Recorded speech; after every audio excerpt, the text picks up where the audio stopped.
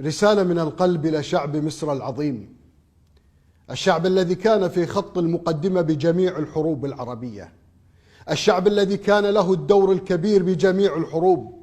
يجب أن تعلموا بأن الحملة التي توجه لكم تكلفتها مئات الملايين من الدولارات من منظمات دولية، هدفها ليست مصر بل الأمة العربية. يريدون وطن عربي ضعيف من غير مصر، ومصر مشغولة بشأنها الداخلي.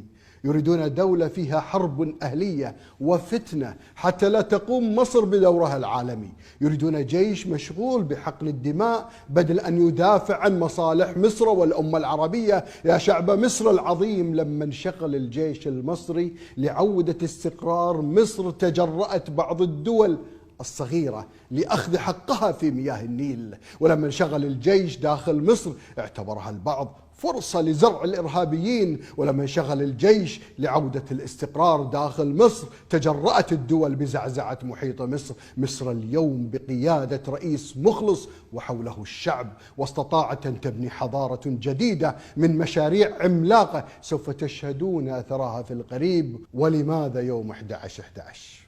لأن هذا موعد وصول الرئيس الأمريكي إلى مصر، ويريدون في إحراج وطنكم.